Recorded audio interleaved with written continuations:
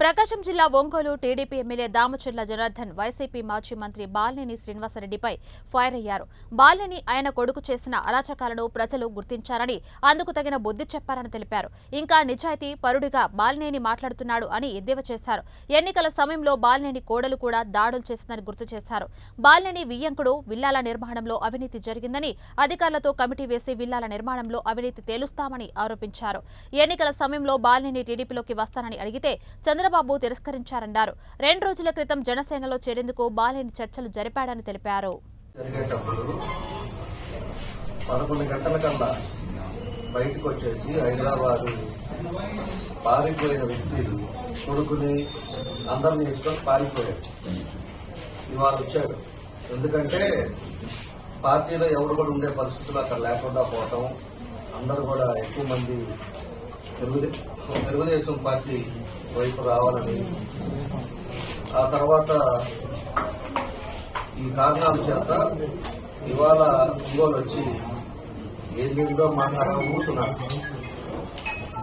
నేను ఒకటే తెలియజేస్తున్నా, నేను ప్రమాణ స్వీకారం అయిపోయి 4 రోజులు కదా.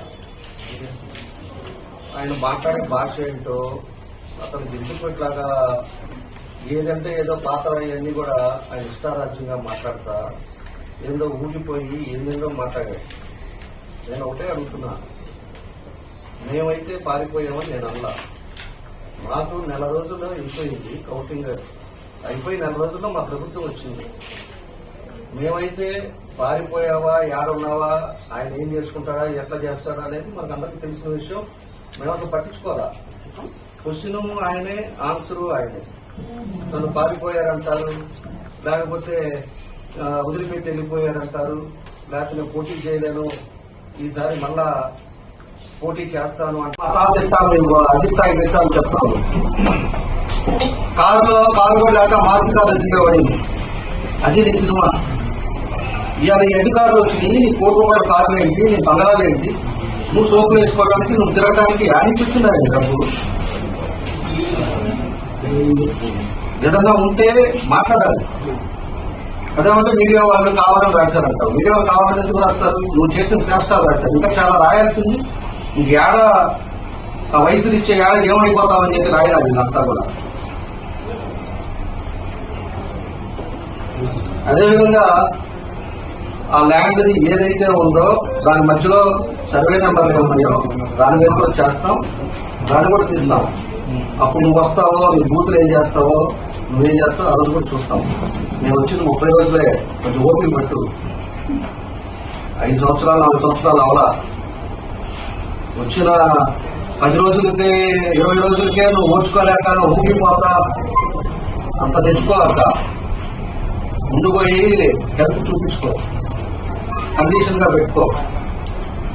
రాజకీయాలు తెలుస్తుంటారు, ఓడిపోతుంటారు. ఆరోగ్యవంతంగా ఉండు. 1000 కోట్లు సంపాదించావు.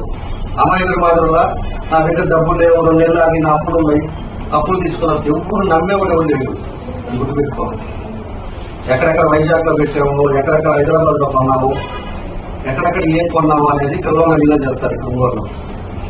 మనం ఏదో అనుకుంటాం, ఏం తెలియదు అని చెప్పేసి. నువ్వు ఏడాది కొన్నావో తెలుసు. శుభ్రంగా నువ్వేం పేదవాడివి, ఎంత ఆస్తి సంపాదించావో తెలుసు. ఒక మళ్ళీ కూడా అన్నాడు, మైన్స్ మినిస్టర్ ఉన్నప్పుడంట అతనికి క్లీన్ చిట్ ఇచ్చారంట. ఆయన 2 రోజులు ఉన్నాడు ఆయన మంత్రిగా. 2 రోజులు ఉన్నాడు ఆయన మంత్రిగా. 100 రోజులు మంత్రిగా ఉంటే క్లీన్ చిట్ నాకేమొచ్చింది, ఆయన చదువుకొని కుర్చీ చేసుకున్న రావాలి వెళ్ళిపోయింది ముందు. దానికంటే క్లీన్ చిట్ ఇచ్చారంట.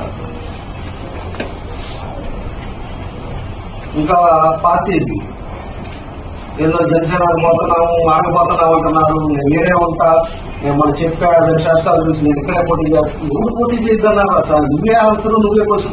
నువ్వు ఈడే ఉండు, ప్రతిరోజు ఈడే ఉండు, మీ కార్యకర్తలకు అండగా ఉండు, తిరుగు. నేను చేసేది కూడా చూడు. మేము ఎక్కడైనా ఒక తప్పు చేస్తే కదని నేను ఎవడు పొమ్మన్నాడు? మేమేమన్నా పొమ్మన్నావా? ఊళ్ళో పెట్టి వెళ్ళమన్నావా? హైదరాబాద్ పొమ్మన్నావా? నువ్వు ఆడుకోవడానికో లేకపోతే నువ్వేదో చేసుకోవడానికో నువ్వు పోతా. దీనిలో మేమేదో పొమ్మన్నట్టు నేను ఈడే ఉంటా, ఈడే ఉండిపోయా స్వామి. ఎవడు బొమ్మలుగా నిన్ను ఏడే ఉండు, ఏడే నీ కార్యకర్తలకు అండగా ఉండు. మేము ఏదైనా పొరపాటు చేస్తే నిలది, తప్పులే. నిజంగా తప్పు జరిగితే నిలది. అపార్ట్మెంట్ నోటీస్ ఇచ్చారంటే డిపార్ట్మెంట్ వాళ్ళ పనులు చేస్తారు. రేపు మీ వాళ్ళని తీసుకెళ్లి లోపల పెట్టారంటే డిపార్ట్మెంట్ పని వాళ్ళు చేస్తారు. అంటే కొట్టి ఊళ్ళో పారిపోతే అవదది. దానికి ఎవరెవరు ఆ రోజు పనిష్మెంట్ అయ్యారో, ఎవరెవరైతే అతిగా చేసి కొట్టారో అన్ని వీడియో క్లిప్పింగ్స్ ఎవిడెన్స్ ఉన్నాయి. ఎలక్షన్ కోడ్ ఇవన్నీ ఉన్నాయి కాబట్టి మేము సైలెంట్ అయ్యాం.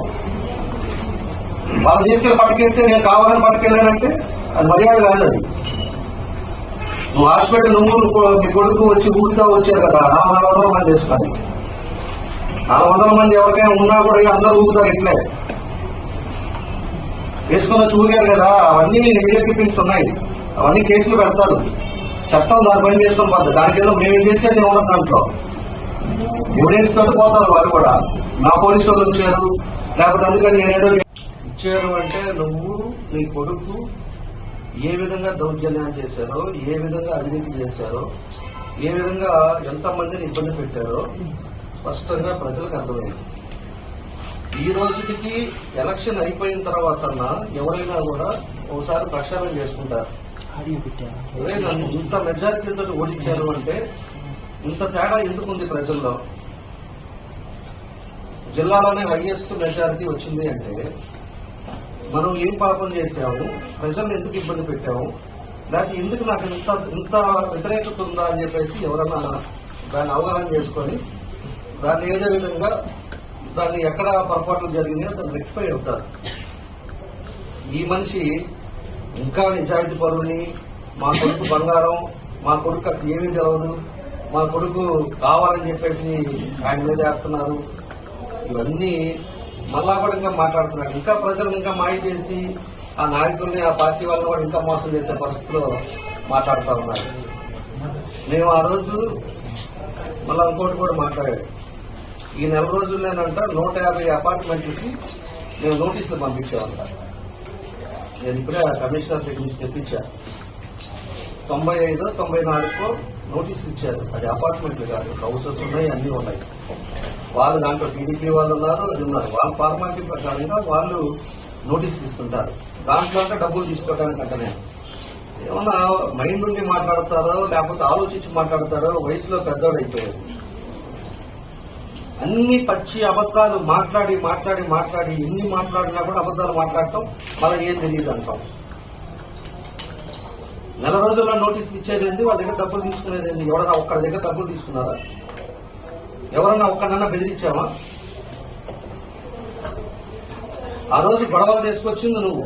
వీళ్ళ మీద కేసులు, రౌడీ షీట్లు చేయాలి, అందరి మీద కాదని చెప్పేసి మేము మాట్లాడితే ఆడవాళ్ళ మీదకి వస్తావా, మా కుటుంబం జోలికి వస్తావా? ఎవరికి నీకు ఒక్కడికే నా కుటుంబం ఉండేది అంటే ఆలాంటి అసలు కుటుంబం లేదా? ఈశ్వరి కుటుంబం లేదా? మోహన్కి వేడుకున్న మోహన్కి వాళ్ళ ఫ్యామిలీ లేదా? చేసే అన్ని పాపాలు చేయటం. అందుకే మళ్ళీ ఇప్పుడేమో భగవంతుని చూస్తాడు, నా మీద చూస్తాడు అని మాట్లాడతాడు. దాన్ని కూడా ఏదైతే క్లిప్పింగ్స్ ఉన్నాయో దాన్ని అన్ని కూడా బయటికి తీస్తాం. ఊరికే వదలం. నువ్వు పోతావో, జైల్లో కూర్చుంటావో, 2 రోజుల తర్వాత బయటకు వస్తా, చూస్తా. ఏం చూస్తావో అది కూడా చూస్తాం. నువ్వు ఉన్నప్పుడే తీయకలేకపోయావు, ఇప్పుడేం దిగుతావో చూస్తా. అది కూడా అంటే నీ ఇష్టం వచ్చినట్టు మాట్లాడితే వాడు వీడు, లేకపోతే మన ఏదో ఇంకోటి ఏదో మాట్లాడాడు. ఒక వీడియో చూసా, బచ్చా ఏంటి బచ్చా కాదండి, ఒళ్ళు దగ్గర పెట్టుకొని మాట్లాడాలి. సంస్కారం మాట్లాడితే సంస్కారాలు అడ్డ వస్తాయి. వయసులో పెద్దోళ్ళు ఇంకొకసారి మాట్లాడితే కొవ్వు కూడా దించుతాను. ఊరికే వదాం. ఇంకొకసారి మాట్లాడు, వాడు వీడని మాట్లాడు, కొవ్వు దించుతాను. అట్లే ఏదో గమ్ముగా ఉంటున్నారులే, పద్ధతిగా ఉంటున్నారులే అని చెప్పేసి ఊరుకుంటున్నారు అనుకుంటారా?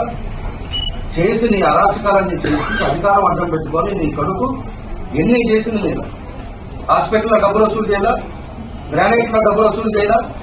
ఒక్కొక్క బార్లో పోయేసి సీసాకి 10 రూపాయలు వసూలు చేయలేదా? వైశాఖ కమర్షియల్ బిల్డింగ్ ఉంటే డబ్బులు వసూలు చేయదా?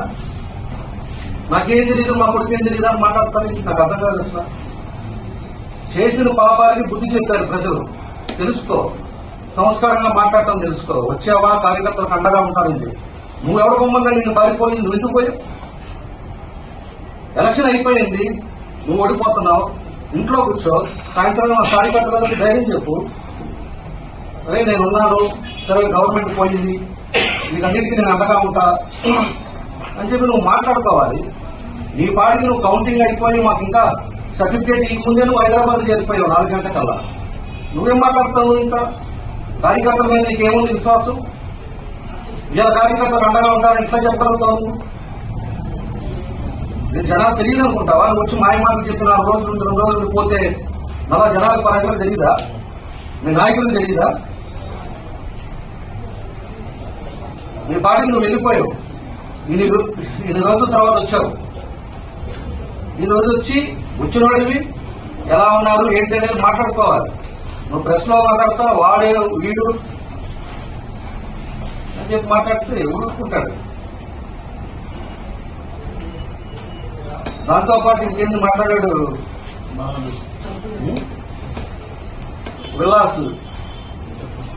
విలాస్ దాంట్లో పక్కా అవినీతి జరిగింది. దాన్ని మేము కూడా దానికి ఒక కమిటీ వేస్తాం, దాన్ని విజిలెన్స్ చేస్తారు, వాళ్ళే చూస్తారు. ఐరన్ ఓవర్ మట్టి ఎవరు తీసుకెళ్ళమన్నాడు? ఏంటి ఐరన్ ఓవర్ది నీ ఇష్ట రాజ్యంగా ఎన్ని ట్రిప్పులు 20 లక్షలు కట్టావు అక్కడ.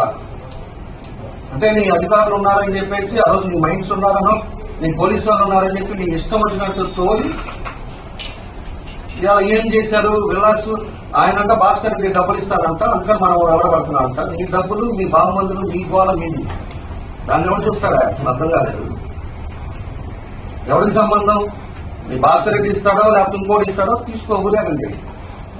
మేము చూస్తుంది మాకు అక్కడ ప్రాబ్లం ఏంటి, పరిస్థితి ఏంటని మేము అడుగు చూస్తున్నాం. విల్లాకి వస్తే ఏదో బూత్ కూడా మాట్లాడతాం.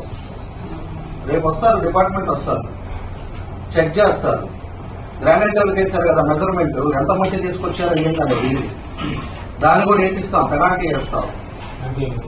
ఆ పెనాల్టీకి అప్పుడు కట్టాల్సి వస్తుంది. నా దగ్గరికి ఇద్దరు వచ్చారు ఈ నెలలోనే.